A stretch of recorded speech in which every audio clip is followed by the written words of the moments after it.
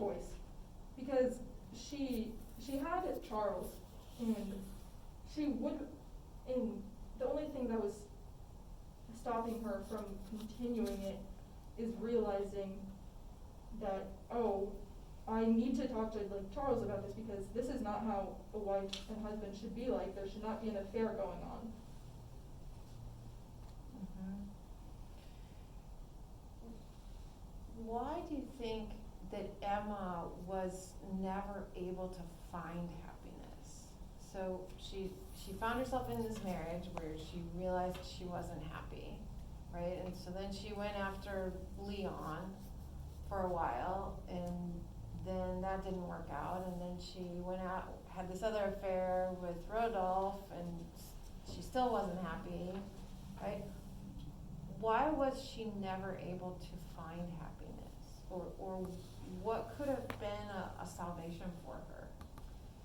I think a salvation for her could have existed from actually taking some time to think about what she wanted from an actual marriage, because she wanted those grand emotions that she didn't get from Charles, and so she tried going after them with these affairs, so that's one way that she could have salvaged herself in the marriage. But then the other one is just communication, because there wasn't really a whole lot of talk between her and Charles on, oh, this is, like, even about anything really, anything substantial, because even when she fell ill, he didn't really know the cause of it, and he just tried to help her feel better with things that don't really matter. So you think that what she wanted was not really a marriage? Yeah. So those things were just incompatible. What she was looking for was not what a marriage would be. Yeah. So it wouldn't have mattered if she had married Leon or she had married Rodolphe. She would not have been happy Mhm. in any of those. Yeah, because she gets a lot of but happiness from going on these rendezvous with Leon and Rodolphe, because she thinks of it as these grand, because she gets those grand emotions that she's read about in these romantic Can I novels. interrupt that? You said that like 7,000 times. Yeah, I know. What is, give me one of these emotions. What are they, the grand emotions? Happiness, love,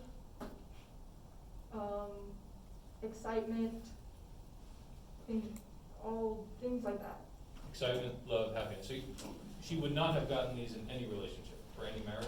Is that your position? No, I think she could have, but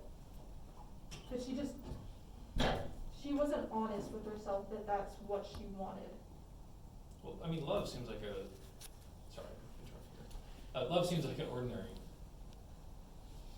relatively easy thing to find. It is, but not what she wanted and was capable of attaining in accordance with what is good to herself and good to her city. So what was wrong with her definition of love? I think that's what you're saying, that she had this idea of love that was not a reality for love in a marriage. I wouldn't say that completely, that her idea of love was wrong, because you can attain those things. You just have to find the right person. It's the time that she took in trying to find it. So maybe it's the real fall of it is her need to rush into relationships or rush into things that she thinks that will bring her pleasure. So why was the relationship with Rodolphe not fulfilling for her? With Rodolphe, it wasn't fulfilling for her because he grew bored of her in how she feels about Charles. Why do people get bored of each other? Even so Rodolphe, I don't know how to say his name. Rodolphe, he's handsome. Let's say he's as handsome as she is beautiful, so they're matched. Mhm. They're compatible. How could they possibly get bored with each other? It's because her advances on him were too much, and he found her as a nuisance and was growing annoyed of her, and so he stopped wanting the relationship with her. Was there an imbalance in the relationship? I wouldn't 100% say that. I mean, so I could imagine that he enjoys the pursuit. This happens, I think, in regular relationships. People like pursuing each other and not quite attaining each other. But then once you attain the other person, once they belong to you or you belong to them, that sort of changes the nature of the relationship. Does that seem to be the case? Yeah. I think you said that about Emma's view of Rodolphe, that she just kept chasing him, and she didn't get tired of chasing him, but so it seemed like it was the chase that attracted her more than a stable relationship with him would have. Is that true? Is that what you're saying?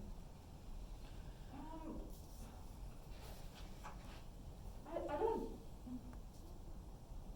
exactly know if that would be the case, because she was the one that tried advancing it more, and he was the one that put a stop to it. So I'm not really sure if you could say that it was just the chase that she wanted. Whereas Captain Wentworth and Anne, they don't really want to pursue each other. They just want each other. They want to, pursue other things together. And it seems like there's something different than what's going on with Emma and any of the people she's with. What is it that she misunderstands? That just being with someone is supposed to produce happiness, or being with someone is supposed to produce the sort of behavior that leads to happiness.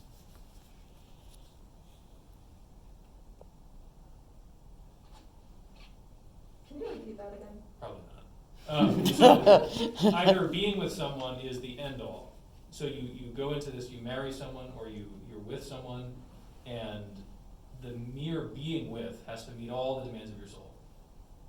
And all you are doing is staring at each other the whole time, and not even blinking. It's kind of creepy. But then on the other hand, maybe Anne and Wentworth seem to give us this model of a relationship where, you mentioned Admiral Croft and his wife, they just want to be together on a ship, on adventures, doing things together.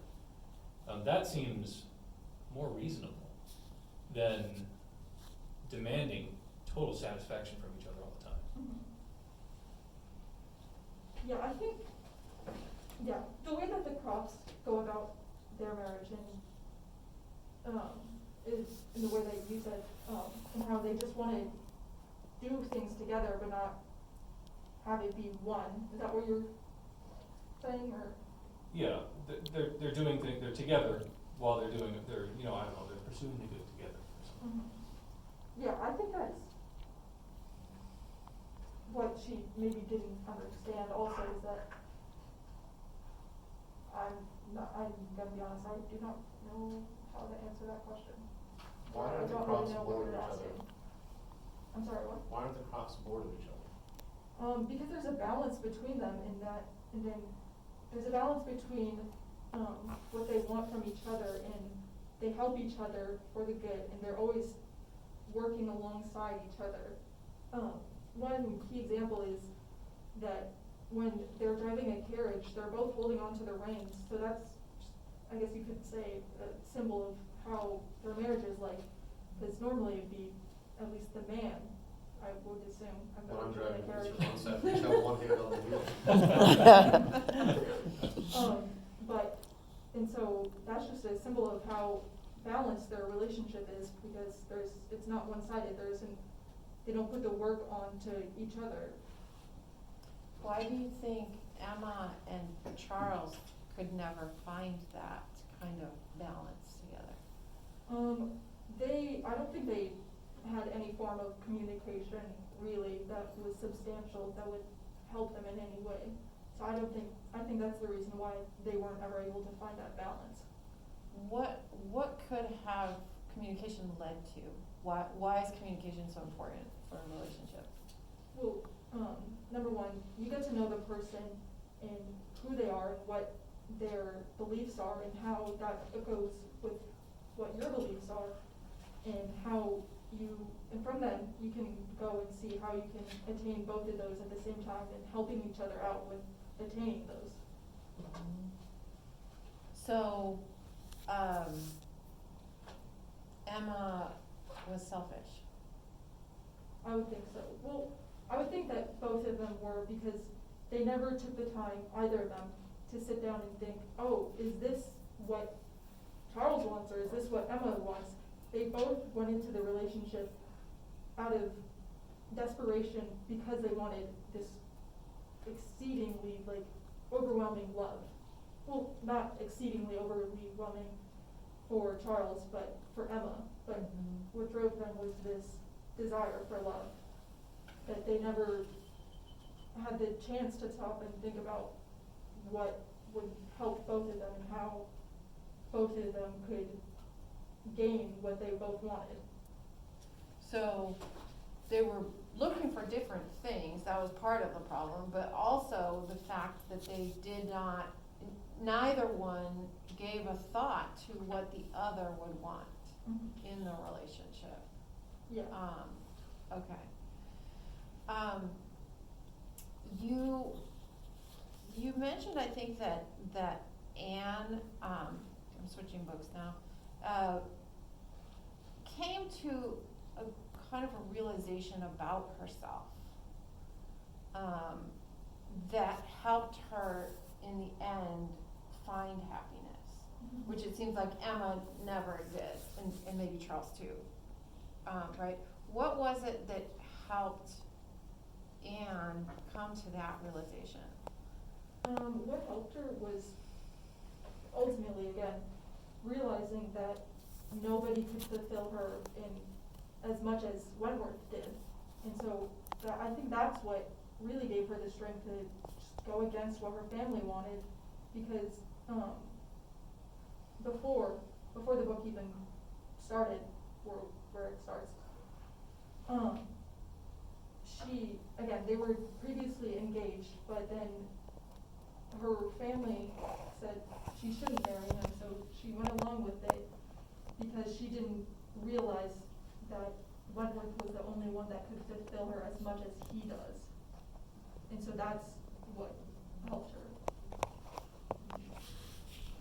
So it seems like an interesting paradox to me, because I'm wondering, in the end, Anne and Wentworth were supposed to be together, right? And but I'm wondering, at the beginning, was it right that she was dissuaded? You know, would they have been happy if they had simply gotten married the first time? I don't think so, because I think that growth from both of them was needed between the two of them so that they could attain a good relationship, because Wentworth had too much pride that was the main cause of him not wanting to pursue Anne again when they met again. And Anne had, I'm still, again, trying to figure out the right words to describe this, but she had a lack of strength in herself, I guess you could say, in which Wentworth said that he didn't like about her. And so both of those combined, they would have overthrown each other and would not have led them to a relationship of the good. What do you mean by a lack of strength in yourself? She didn't have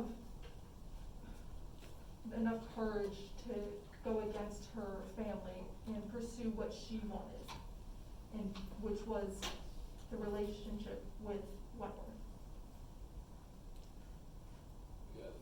There was justice in what her family's advice.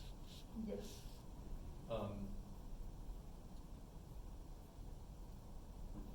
I mean, is her family wrong to advise her against marrying Wentworth?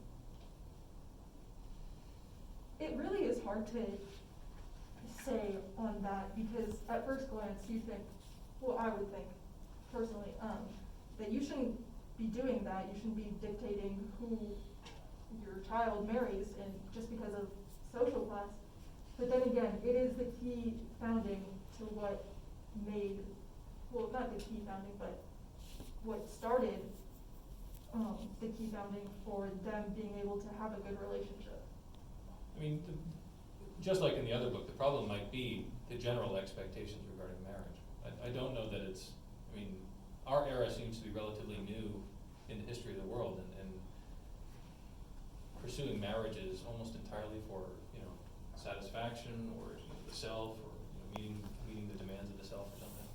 It seems for most of the, most of history, marriage has something to do with necessity, or something to do with success, or your place in society. And that seems like a reason to get married, Mhm. and a good one. So she seems to learn how to value that. Is that what she learns? How to value that need of marriage, or that end of marriage, and then this other one where love has actually something to do with marriage after all? I think that would be, because before, I think she thought of it, well, she might have had the idea that marriage was made for love, but she couldn't actually see that, because she was constrained by her family saying that she shouldn't be marrying somebody of lower social class. Yeah, it also happens in the course of the novel that she meets, really the heir of her family, and she Mhm. could marry him. Yeah. And it seems to be possible, and even it seems likely for a few moments. That would save her family. It would put her family back where her family belongs. I mean, why is that a lesser good than the good of her own, love? Because that was not what would fulfill her as a person, because that's who that is Mr. Wentworth. And it also helped her from not doing that, pursuing him, because again, she needed to have that growth in herself to be able to have a good relationship, because then she could stand for what she wanted and not always bend to the will of others. As we come close to the end of this, Bautista, we haven't talked about your third book. Do you think we'd forget it? Just a little bit. Well, why don't we start with an easy one, then I'll just toss it out there, you can get the ball rolling. How did reading Aristotle again affect your view of relationships? I'd say it definitely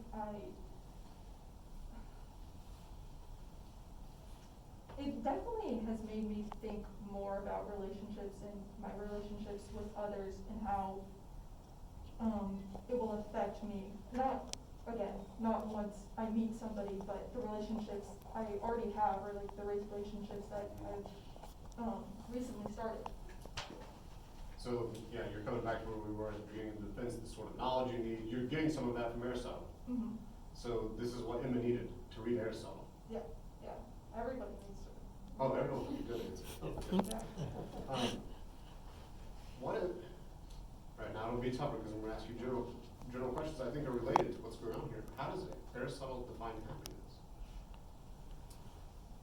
I would say that he would define happiness as pursuing out the good in a virtuous life. Pursuing, so it's a verb, there's an action there. It's not a feeling? No. That's what you, go ahead. No, I don't have a fully formulated thought. Well, give us a half formulated thought and we'll ask you questions about it.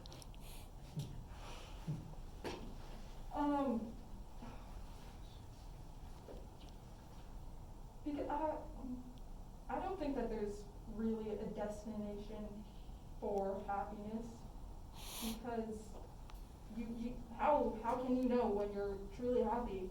And because when will you know it? Because you can't really, well, I guess you could be going through the motions of trying to pursue a virtuous life and think this is what happiness is, but I don't think there's really an end to it, because how will you know if you lived a happy life if you're not at the end of your life, you know? So there's not some point in the middle where you can just check a box and say, oh, I'm happy now, Yeah. because it's an action Mhm. and not a feeling, you said. Yes. Do you think these characters understand what you're saying now? I would think that the Crofts and Anne and Mr. Wentworth would, but definitely not Emma and Charles. And how do they define happiness? Which one? Either one, both of them. I think Emma and Charles, well, at least Emma, she would describe happiness as having exceeding emotions in a luxurious life. That would be happiness to Emma. So we've got those big emotions again, those grand, extravagant emotions that come back at the end. And having things, luxuries, that's happiness. And what does Charles think? I think just having a wife and having somebody to spend his time with. No, that sounds more Somebody- active. Instead Somebody of to like love. actions, pursuing things, is he wrong? That it's a kind of life? I don't think he's wrong, it's just the way he went about doing it is wrong, and with the wrong person. So you just need to get the person right, and he would have been fine. Yeah, I think so. I'm more perplexed now. I thought we were gonna have this nice little end thing wrapped up, but I don't know where to go. Saying okay, you're saying it's okay to be bland. Yeah, it is, If you're bland, you're bland. Find another bland person. pretty much. Someone who's happy with bland things, eating Cheerios every day for breakfast, like I do. Peanut butter and that. For lunch, yeah. Yeah. And dinner is not bland, I promise. All right, let's turn to the audience, see what questions they have in the last few minutes. Mr. Ronstadt's ready. Well, I can do it. Right on. Sweeney, start late so I can head over there. I'm fascinated by a couple points. First, to make sure I'm not switching thesis. Your thesis is, My thesis is a good relationship is one that leads both people to a virtuous life. so if you get caught in a bad relationship initially, does the pursuit of virtue stuff, can the act of the will, like making a choice to say, I'm quoting the wise goat, Peyton Manning here, he said, well, how'd you know to go to the Broncos? He goes, I'm gonna make it the right decision. That's, I'm gonna, by doing it. So if you're getting a relationship that's no good, can you, through actively choosing to make it a good relationship, turn it into, so I kinda got the feeling that you were saying that some of it's like lightning, like love kind of thing, as opposed to, no, I'm gonna turn it into lightning one day. I think you can definitely turn it into something that would be a relationship of the good, but it also has to depend on the will of the other person, because that can't happen if the will of both people isn't one in that they aren't. It couldn't happen if they both aren't looking for it to be a good relationship. Which means both looking to have the other one grow happy in pursuit of good, or towards the good. Yeah. Thank you. Yeah, let's go on Can the we front see row. questions? So yeah, kind of going off of that though, it kind of sounds like you're saying that either way you can lead to virtue in a relationship, but if, one second here, can your desires prohibit your search for virtue? Oh, definitely. I think that's what we see mostly. Well, wait, can you re-ask that again? So like, can your desires make your relationship unhealthy? Yeah, yes, because that is exactly what Emma did with Charles. She was looking for a grand, there I go again, grand marriage, but that she could have, well, no, she really couldn't have. That she could have, I'm losing my point, because her desires overrided, What actually was with the Was- bland Charles? yeah. Well, so then I would ask you, how would you feel about arranged marriages? Are those a good thing? Is that a good relationship?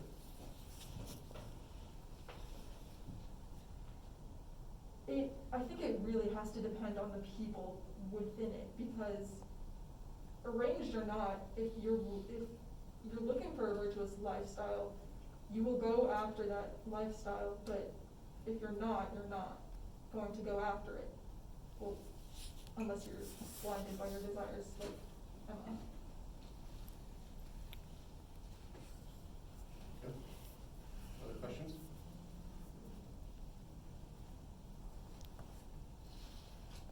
I'll go again, I thought I saw Miss Luther. Yeah, I thought so too, but Yeah, she's, it hasn't- she's gone silent.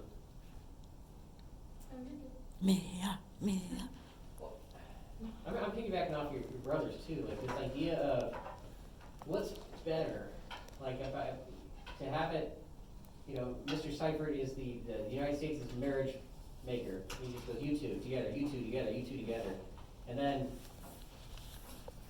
you know, then you can actively, you don't, the feeling part seems to be mitigated, like you understand you're working towards something, or to actually say like, no, I feel it first, because it seems like there's a couple characters that didn't have a connection. So is that connection the most important, or is it actually like, no, if you, that comes later by working towards the good kind of thing, that will come? I think, ooh, that's a tough one. Like, yeah. So you're asking what should come first, the connection or the pursuing the virtuous lifestyle? Or, yeah, the connection, or that if it's arranged, you're both pursuing towards the good, the connection will happen, like it'll be inevitable. It will be the right one, if you wanna put it in quotes. I think if your wills are the same and you're both going after a virtuous lifestyle that will bring you fulfillment and will bring fulfillment with you with another person, then it could happen with the virtuous lifestyle first and then the connection. So, kind of going off, yeah. But, so, do you think that then, that a healthy relationship and a good relationship that is encompassed in virtue are the same thing? Because you were saying earlier about the click you need to have with someone, and it kind of sounds like with Anne and Charles that they don't have that sense of looking for virtue, that it was all desires. But, where was I going with this? But yeah, it kind of seems like you're interchanging a good relationship with kind of that click idea that you brought up earlier. Maybe I am, but, so what's your actual question? Kind of more of a clarification on that, because it was something he said that sparked it. But yeah, no, Oh, sorry. go for it.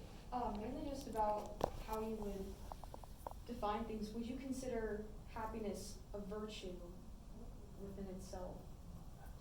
Because, for example, there is a relationship where two people consider themselves happy, but their dynamic only brings, for like let's say a toxic relationship where two people think that they're happy together, but their connection together only brings about further hardship that they may not understand. Would that be considered virtuous or not? Because yes, they're happy and they're content and they're on the same page, but their interaction is just, it's only for the worse.